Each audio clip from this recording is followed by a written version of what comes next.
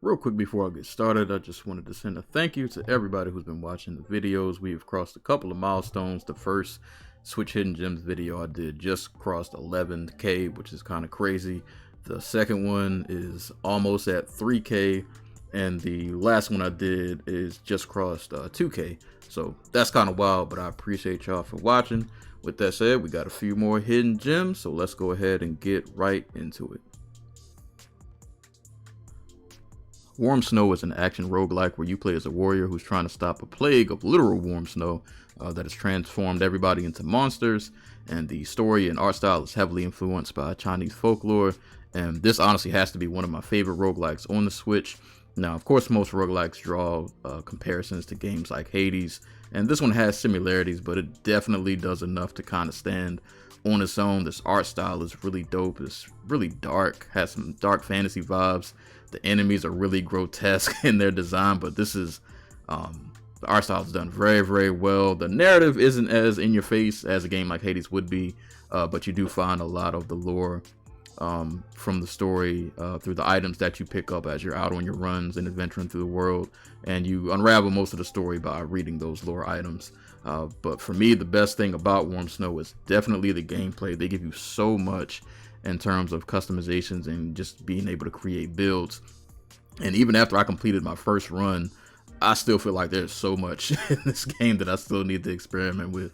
You start off with a basic weapon for close quarters combat, then you get a flying sword also for long distance attacks, and as you progress you're going to end up getting more powerful weapons, and your flying sword can also have like elemental effects attached to it. Combat is pretty straightforward, won't take you too long to really get a gist of what you're doing. Just becomes, a thing of recognizing patterns and, getting out the way and making sure you don't die. Warm Snow also has relics, which would basically be the equivalent of a boon in Hades. These are separated into 4 different categories, being power, agility, skill, and core. And there are tons of different relics, all with different kinds of effects. You also have these little skill cards, and these are basically like passive kind of abilities. And really the basics of Warm Snow isn't really hard to figure out, but once you get into the upgrades and making the builds, it can be a bit overwhelming because there's so many options. But for me, more choices meant more fun, more ways to be a menace, more ways to to be out here just wreaking havoc. So experiment with all of these upgrades until your little heart is content. Now, Warm Snow is not a very long game, but it's very high quality. You're going to get some challenging boss fights. And after you complete your first run, believe me, there is plenty to keep you coming back in terms of replay value. So if you like roguelikes, Warm Snow is definitely a game that needs to be in your collection. Gravity Circuit is a 2D action platformer, and I regret not reviewing this when it originally came out because, bro, this game is a banger right here, man. Gravity Circuit definitely has some Mega Man influence, but make no mistake, this game it's its own game, and it is fire. In Gravity Circuit, you play as a robot named Kai who's trying to stop the virus army from taking over the world. Pretty basic story. Has a few twists and turns that are kind of predictable, but the story's solid enough to get the job done.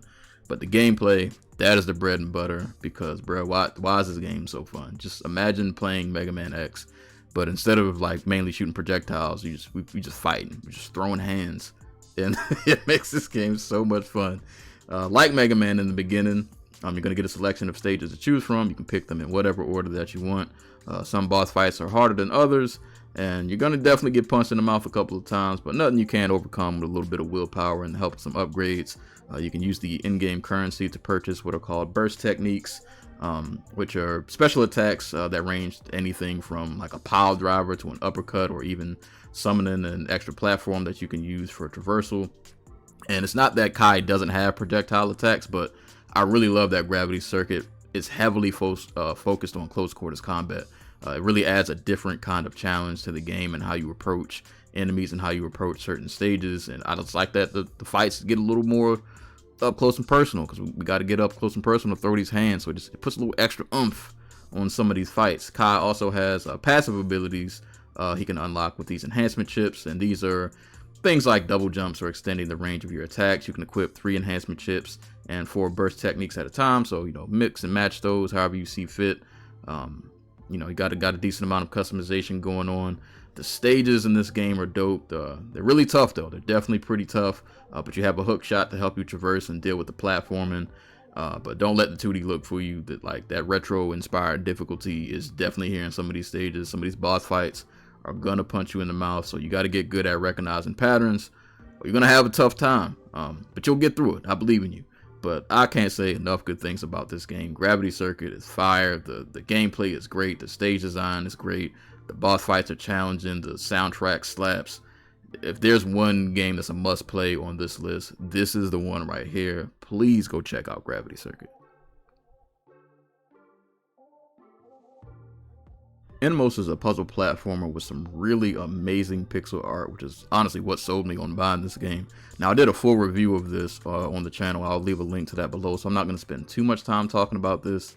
But this is definitely a true hidden gem on the Switch. In Inmost, you're going to play as 3 different characters: a little girl, this man with a rather large cranium, and a knight. And each character has their own play style. And through the narrative, you kind of get to see how each of their stories connect in this just dark and grim kind of world that they find themselves in. And I can't really talk about the narrative because that is pretty much the crux of this game. But I can say it does deal with some pretty heavy topics. The world of Inmost, it is heavy, it's moody, but it's still like beautiful in a way. In terms of the puzzles, I feel like most of them were pretty straightforward. I never found myself struggling for too long on any one puzzle. I feel like this is definitely a game that kind of respects your time. And each character has their own advantages and disadvantages, as you will come to find out. And like I said, I don't mean to be so vague, but I really can't spoil a lot in this game. This is definitely one of those games that's kind of best experienced by you just playing it instead of me telling you every single detail. But I will say that this game is pretty short. So depending on how quick you can solve some of these puzzles, you can easily finish this in about 4 hours. So if shorter run times in games bother you, just keep that in mind before you decide to make this purchase. But I tend to enjoy shorter games, so this was right up my alley. Definitely was a game that I thoroughly enjoyed. There are tons of puzzle platformers on the Switch, but this is one that I rarely ever see talked about. So if you've never played Inmost, I would definitely recommend that you give this one a try if you're a fan of this genre. If any of you are as old as me, you may remember a ridiculously fun Sega game called Road Rash. And if you were a fan of that game, then Road Redemption is definitely something that you need to check out. Now, we're going to get the obvious out the way. Does this game look good? Visuals could be better. But that is not the point, because this game is ridiculously fun, and that is all that matters. Road Redemption perfectly embodies the spirit of Road Rash, but it has a deeper combat system and some roguelite elements that make it the perfect game to just kind of pick up and play if you want to just do a quick run, and then put it back down and go back to doing whatever you were doing. The story and Road Redemption is pretty simple. You're in a biker gang called the Jackals, and you're trying to take out an assassin who has a huge bounty on his head. Now, of course, you're not the only gang that's out here tearing up the streets. You got other gangs like the Reapers, Sigma, and the Phantoms to deal with. So you're going to be riding across these different territories, encountering these different gangs while you're on your way to take out the assassin, and they're going to give you these objectives that you need to complete during each race. Now, the objectives aren't necessarily mandatory, but you are incentivized to do so because you need to get this money, because you need to purchase these upgrades so that you can, be better equipped. And if you don't complete the objective, they're going to take away some of your health. So you probably just go complete the objective. It is in your best interest to do so. And most objectives, or some of them, want you to be violent, and you should be being violent anyway, because that's what this game is about, and they give you all the tools to do so. You can hit people with swords, you can hit people with pipes, you can plant bombs on people. They've got critical hits. You can counterattacks. You can shoot guns while you're on your motorcycle. You got a nitro boost to just go as fast as you want, but protect yourself while you're out here. Like I said, the roguelike elements, your progress can be undone if you get yourself killed, but there are permanent upgrades that you can purchase after each run after you die. So the permanent upgrades will help your runs get a little better each time, and you'll be able to also unlock different bikes and different riders who all have their own unique perks to them as well. And yeah, this game has just enough to really has just enough depth to kind of make it interesting. But honestly, man, my selling point on Road Redemption is that this is just flat out fun. Like, this is the kind of game that reminds me of my childhood. This is the kind of fun that I feel like games are kind of missing. Albeit, sure, it's not perfect. It don't got the best graphics. It's not gonna really do anything to blow you away. But the fun factor, top tier. just top tier fun. But don't take my word for it. Go check out Road Redemption. Go crack some heads. I promise you're gonna have a good time. Empty Shell is a top-down survivor horror roguelike game where you get sent to this mysterious industrial facility on an island as a volunteer, quote unquote, to perform a recovery operation. Now, the only problem is the people that sent you to this island were a little vague about what happened to this place. So, of course, when you arrive at this facility, you find out this is a setup. There are creatures here. There are monsters running around. It's a whole bunch of craziness going over here, and everything is trying to kill you. So you'll be paranoid and shooting and fighting for your life during every run. In each run, you start off with a basic loadout, and they, you're a regular volunteer. They assign you with a loadout, and as you adventure through the area, you'll find, ammo and weapons and other items that you'll need to kind of help you out during the runs, and they're going to give you some objectives to complete that you need to do before you can move on to the next area. Some of these involve just simple things like turning on switches to generators or maybe solving a light puzzle. And in the event that you die, and believe me, you are going to, your character will be replaced with another volunteer, so to speak, and they'll be sent in your place. And the stages are actually randomized, so once you come back for another run, it's not going to necessarily look the same as it did last time.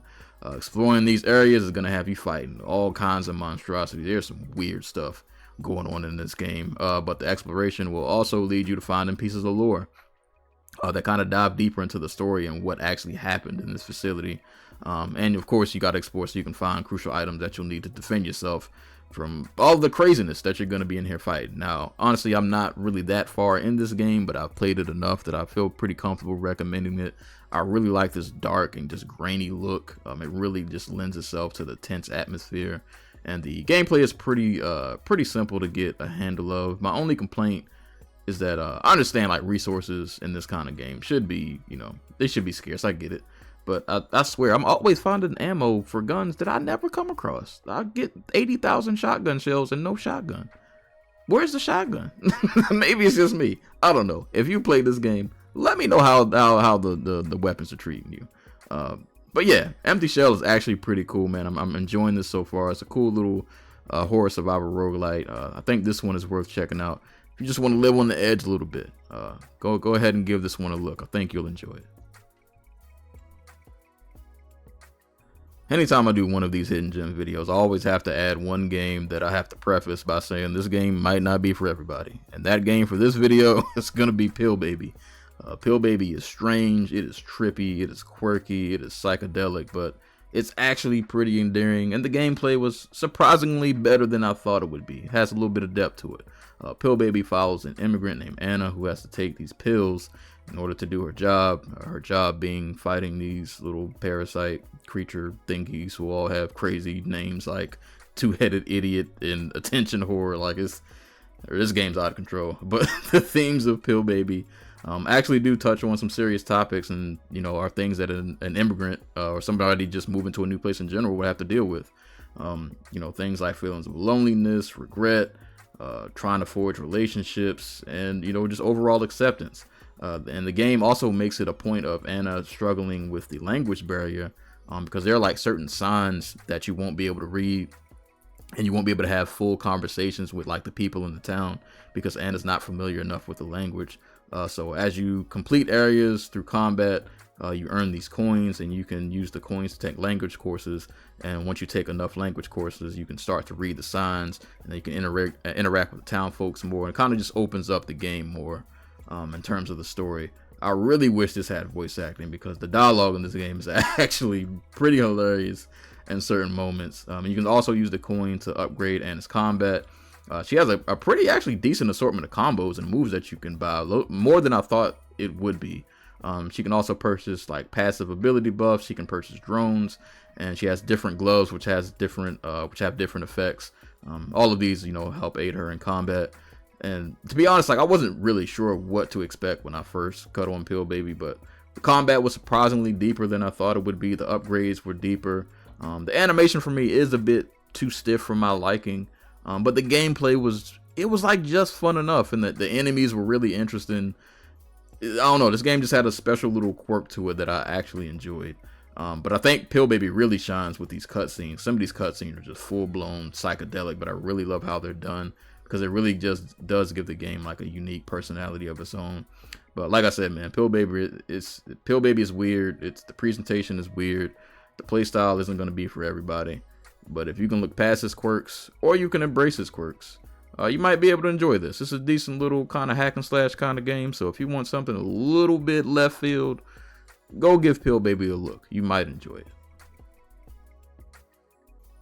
Well, that's all I got for today's video. I hope you found at least one of these games that you'd be interested in playing. Feel free to drop some of your hidden gem recommendations in the comment section below. And as always, y'all stay safe, y'all stay hydrated, and I will catch y'all on the next video.